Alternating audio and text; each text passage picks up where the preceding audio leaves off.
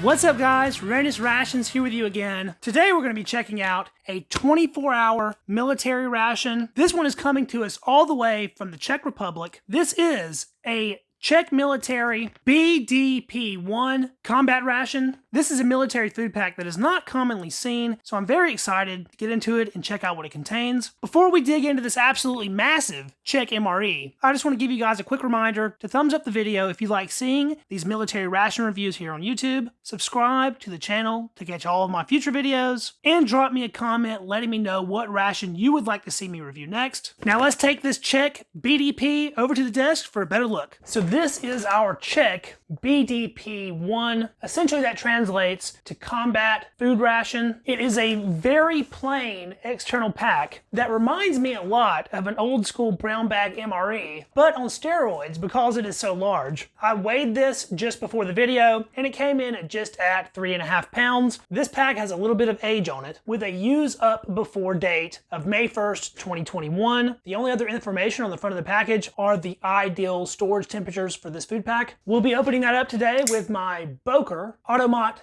Kalashnikov 74.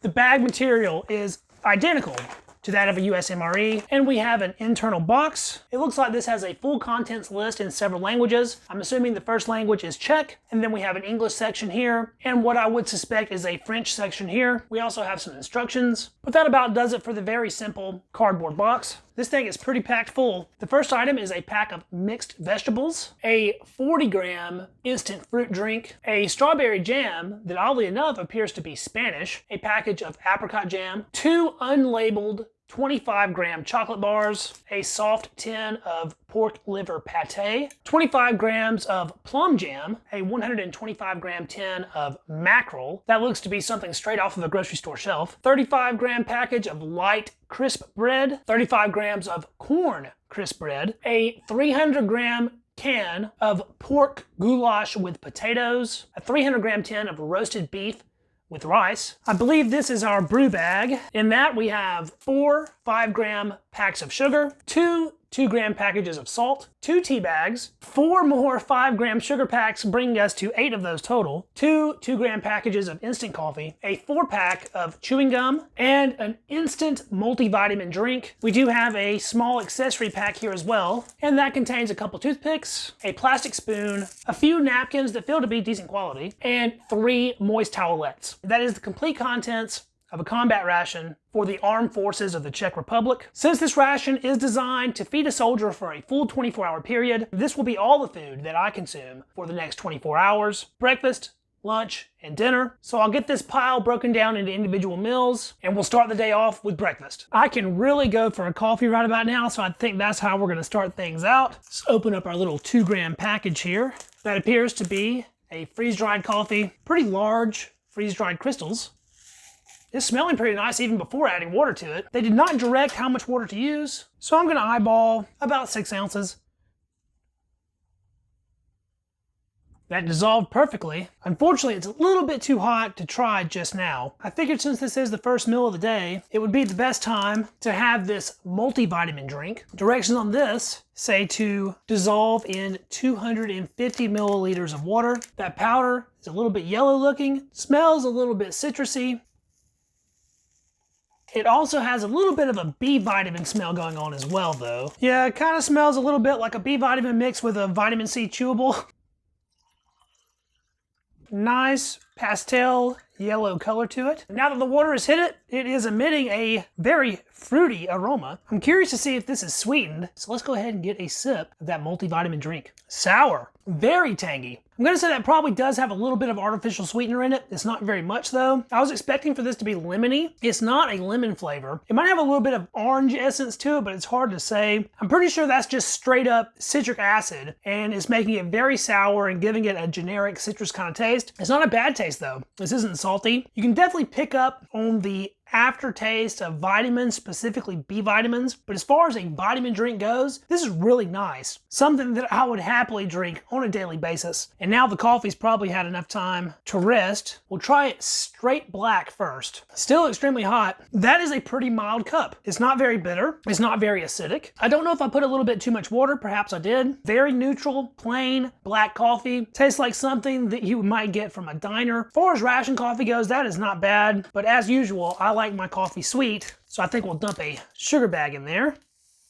That's far more enjoyable to drink with the sugar added, in my opinion. I'm very happy with that as a ration coffee, though. It's not harsh in any way. It's simple and mild and goes down very easily. And all that without being boring. It's still a decent cup. As far as the food portion of breakfast goes, we're gonna try out all 3 jams, both of our crisp breads, and dig in to this liver pate. I guess we'll take out the pate first. This is a soft can, so it's a little bit bent up, but should be okay.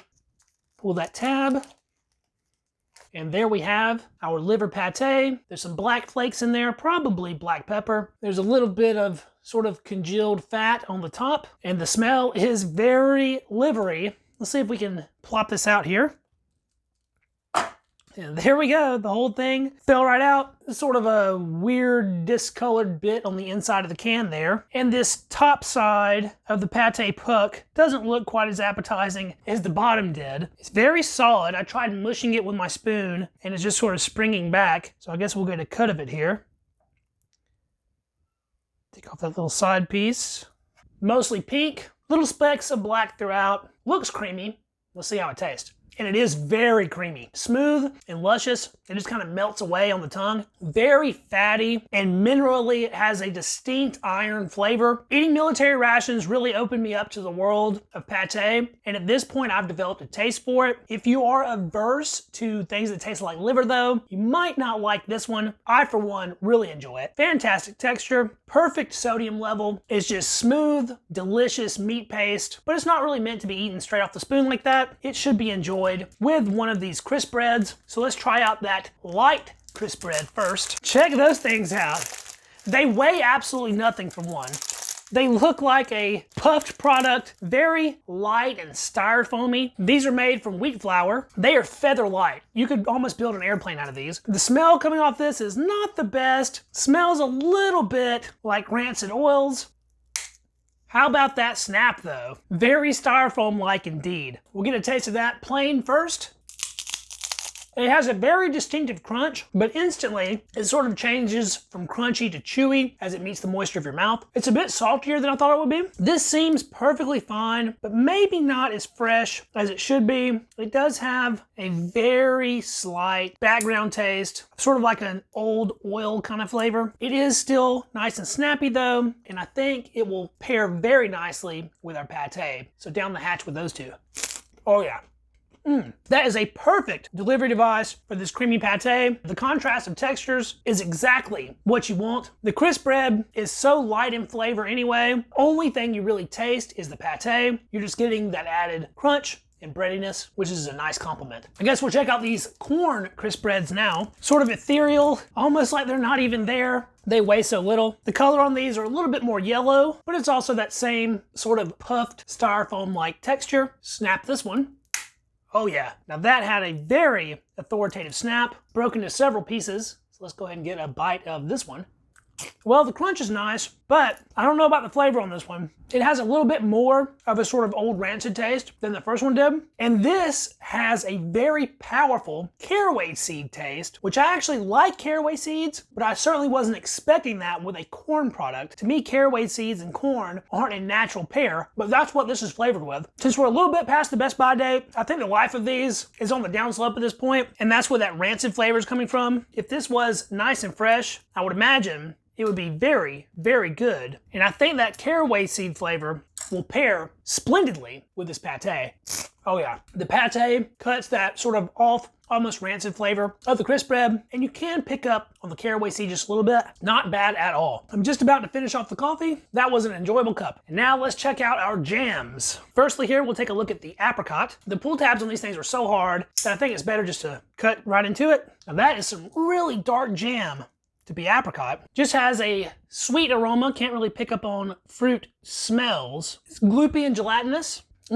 Very sweet and very sour. That is some darn good jam. I don't know if I've ever ran across jam with as much tartness as this has, and that is a huge surprise and a happy one in my opinion. The fruit flavor is not super powerful on this. If I blind taste tested this, I wouldn't jump straight to it being apricot. With that said, the flavor is still really nice, and the mix of sweet and sour is right up my alley. I will spread that entire little package over one of these crisp breads, because that's going to give you the ratio of jam to bread that you would really be looking for. Let's give that a taste. The bread cuts the sourness a little bit, but the sweetness still shines through. That is a fantastic breakfast combo. These crisp breads are really fun to eat because they have that very unique styrofoam-like crunch.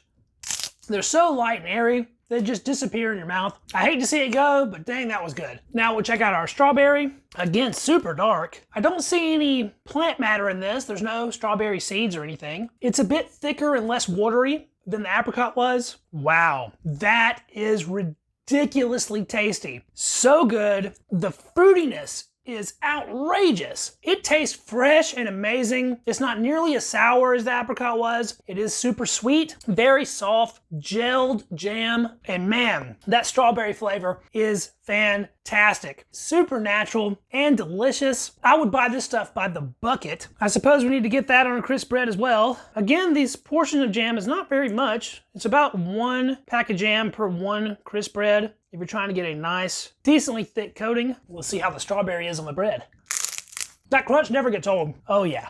That fruity flavor is just fantastic. It might be a food crime, but I'm gonna try a little bit of pate with a little bit of jam, just to leave no stone unturned, and holy crap, that is amazing. The sweet, fruity flavor of the jam is an outstanding complement for the rich, minerally fattiness of the pate, and all that on top of the light, crunchy, crisp bread. Wow, that is amazing. Wash it all down with another quick drink of our vitamin drink here. And one last jam to try out. This one is plum. Not quite as dark as the first two. It does have a few little specks of plant matter in it. Now that is tasty. It almost tastes like peach. Yeah, those are very peachy tasting plums this is made out of. I like that a lot. Again, fantastic balance of sweet and tangy. The fruit flavor on this is strong, more peachy in my opinion for sure. I'm gonna save just a little bit of that one for my fiance to taste and take the remainder and spread it on a crisp bread here. Plum jam on a crisp bread. This plum jam has a more delicate, light flavor than the other two did, and the crisp bread is almost overpowering it. You're still getting the sweetness and the sourness, but that nice, fruity, peachy flavor isn't really shining through quite as much. I enjoyed the last combo of pate and jam so much that I have to do that one more time on this one. So plum jam and liver pate, that is so, so good. Dang, Czech Republic, you guys do it right. Well, that was breakfast. I'm gonna finish this pate off camera, and I'll be right back at you guys with lunch. For lunch, we are having the pork goulash, but it is currently heating. So while we wait, we're going to prepare our drink mix and check out our can of mackerel. This drink mix powder is suitable for 1 full liter of water. It is very densely packed in here. A little bit off-white. Get a taste of it just plain. Sweet and sour, very citrusy. In the glass we go. Now this glass will only hold about 500 mils, so I'm gonna do my best to eyeball about half of the drink powder, since this powder was meant for a full liter of water. Powder almost looks a little bit peachy now that I have it under the light. We'll add about 500 mils of cold water to that. And since this did appear to have actual sugar in it, it's probably gonna need a good bit of stirring to dissolve. I'm liking the smell coming off of this though. It's very fruity, and look at this lovely yellow color to it. All that seems to be pretty well dissolved. It's a pretty impressive amount of drink mix if you can get this much liquid ×2 out of that small pouch of drink powder. Now let's take a look at this canned mackerel. Best by date on that mackerel was the 25th of May last year, 2022, and it looks like that can was packed in 2018. It does appear this mackerel was packed in the Czech Republic, but it was caught in the Atlantic Ocean. It's supposed to be packed in its own juices. So let's pull that ring pull and get a look. Lots of liquid in there. That looks to be water that it's in as opposed to oil. However, mackerel is a very oily fish. I would normally dig straight into the can, but I think we'll attempt to pour this out on the tray here. This is some very pungent smelling mackerel. Has sort of a murky canning liquid, but we have some good chunks of fish, bone in of course, and there's a bit of spinal cord there. There should be a fair amount of protein contained within this canned mackerel. Fishy and oily, bony. Let's see how it tastes. Salty and briny. Those bones are nice and soft, so they're completely edible. You would get a good little hit of calcium from those bones as well. Not to mention all the awesome fat and protein contained within the fish. I'm not adverse to strong fishy flavors, and so I don't mind this one bit, but as usual with mackerel, it is very potently fishy, even more so than something like tuna. The sodium level in this is off the charts, super salty, although not as salty as something like an anchovy, more along the lines of a sardine. Take one of our fillets here and put that on a corn crisp bread. I did save some of these from breakfast, and we'll try mackerel fillet on crisp bread. The bread flavor sort of masks some of that intense fishiness, and it helps to balance out the salt, but a little bit of added flavor from the caraway seed is actually a pretty nice compliment. We'll absorb just some of this straight canning liquid on our cracker, give that a shot. Yeah, that's not bad at all. It's certainly a simple ration item, just a can of fish, but there are so many benefits from consuming fish like this, and it is a great way to get nutrition into your soldiers. It's equally good on the wheat flour crisp breads, but since these are more lightly flavored, that fish taste shines through a little bit stronger. That middle fillet was very thick and meaty, a substantial piece of protein for the ration. I'm a big fan of that. Now let's test out this fruit drink. Not crazy sweet, but sweet enough. A little bit of tartness and a very characteristic artificial orange flavor, very much like the famous Tang drink, although not quite as potent. That goes down very easily and is actually pretty darn good for something that is orange flavored, in my opinion. Not bad at all. Now this massive can has been rapidly boiling and is super hot, so we're gonna crack into this, hopefully without burning myself. Pop that ring pull under a little bit of pressure there. This is quite difficult with it being so hot. It would have probably been a good idea to pop that lid before heating, but we're making do okay. It's looking pretty soupy. A goulash is a soupy stew after all. Little oil slick on top there. Guess we'll pour that out. Oh yeah, nice big chunks of meat. Tons of potatoes. Those potatoes appear to be super soft as well. Check out that portion size. Outstanding. This has a very pleasant aroma. Smells super hearty. There appear to be some little caraway seeds in this. I think that's what those are anyway. Kind of hiding out in the mix. We have a lot of these small, irregularly shaped potato chunks. We have some good chunks of pork there with fat included, and a lot of this nice soupy goulash broth. Let's try that broth out first. We do have a little caraway seed hiding away in there. Oh yeah, that is good. The flavor is not anything crazy. It is very simple. I can pick up on a little bit of that caraway flavor. It has a fair amount of sodium to it. There's no spiciness as far as heat goes, but there are spices in this. Has a little bit of an onion undertone. I can see little flakes of black pepper, but I'm not really tasting them. It is ever so slightly oily, and with that color, I'd have to imagine that this contains some amount of tomato. However, I'm not really picking up on a tomato taste. Now let's get a spoon with some potato and meat, which is the way it should be enjoyed. Oh yeah, now that meat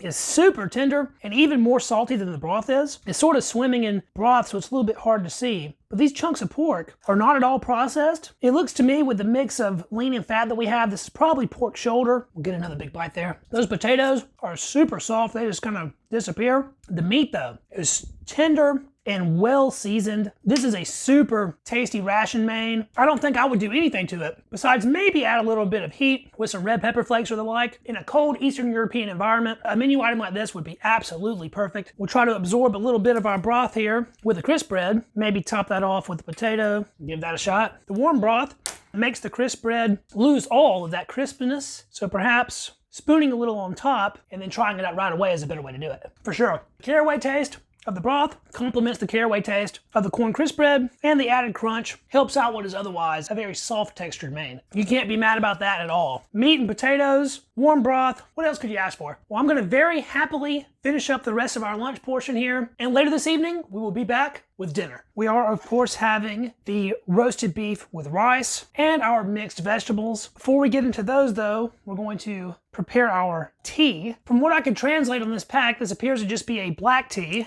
That smells quite nice, pretty floral as far as black tea goes. And to that we'll add roughly 6 ounces of water as usual.